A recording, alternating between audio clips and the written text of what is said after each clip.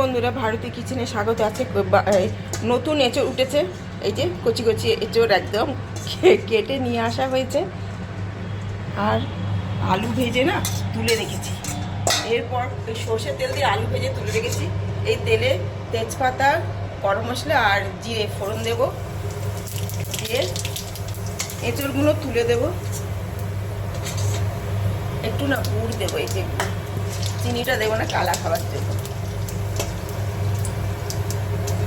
এবার এঁচড়গুলো এখন কচিয়ে তো কিছু কাটি দিয়েছি, বাজার দিয়ে কেটে নিয়েছে, সেইগুলোই তুলে দিচ্ছি। একটু নুন মাখিয়ে তুলে দিচ্ছি।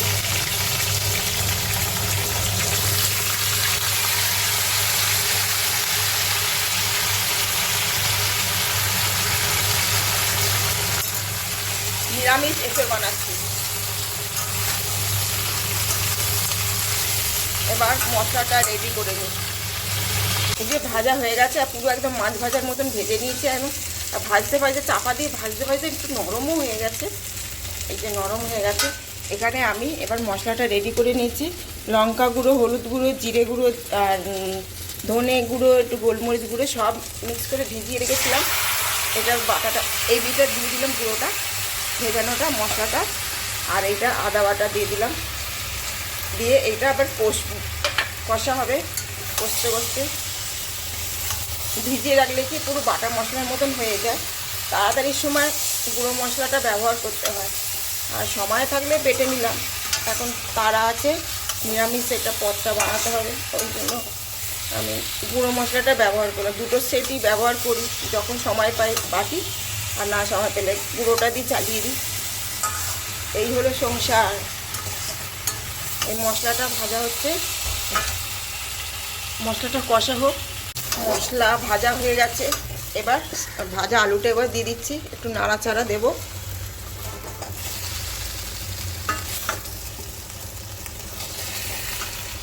এবার আমি এই নুনটা আর একটা টমেটো, খুব পাক্কা টমেটো, এবার দিয়ে দিচ্ছি। প্রথম তো একটু গুড় দিয়ে দিয়েছি, মিষ্টি আর দিতে লাগবে না।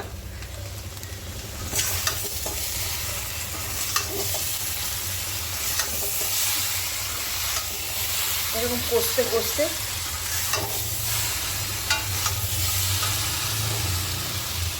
এক হাতে ভিডিও করছি, দেখো না, আর নাড়তেই পারছি না।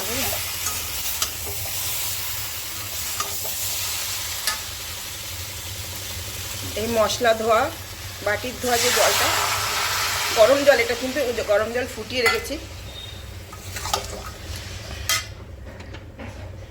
এটা ওটা আমার ঠান্ডা জল না, এটা গরম জল।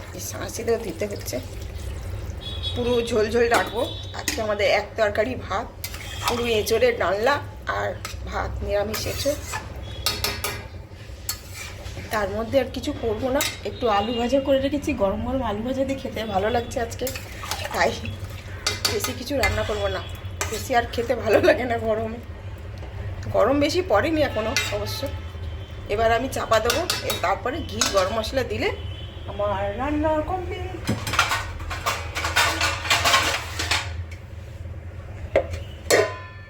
এবার 5 মিনিট পরে আবার দেখবো। 5 মিনিট হয়ে গেছে, দেখি এবার। যা ফুটছে তো হয়ে গেছে মনে হচ্ছে। দেখি আলু সিদ্ধ হলেই জানবো হয়ে গেছে।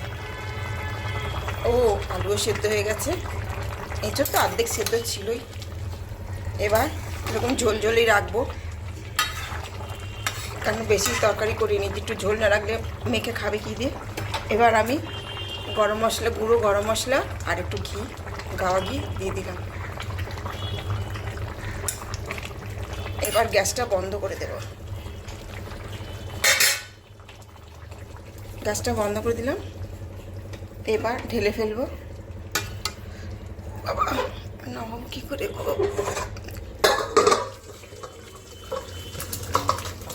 অতি কষ্টে নামিয়েছি।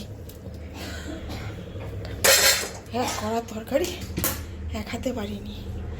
এই যে এঁচড়ে নিরামিষ ডালনা বানিয়ে নিলাম। এবার আমার গরম গরম পরিবেশন করব। এতে এবার একটু ধনেপাতা ছড়িয়ে দিলাম। লোহার কড়াই, এঁচড়ের তরকারি, কচি এঁচড়ের তরকারি। বলো কেমন হয়েছে, কালারটা বলবে। এই লোহার কড়ার মধ্যে করেছি। কালারটা কালো হয়নি খুব একটা, দেখেছো? পুরো একদম গাছ পাটার তরকারি। ভালো লাগলে লাইক করো, কমেন্ট করো, সাবস্ক্রাইব করো। টাটা।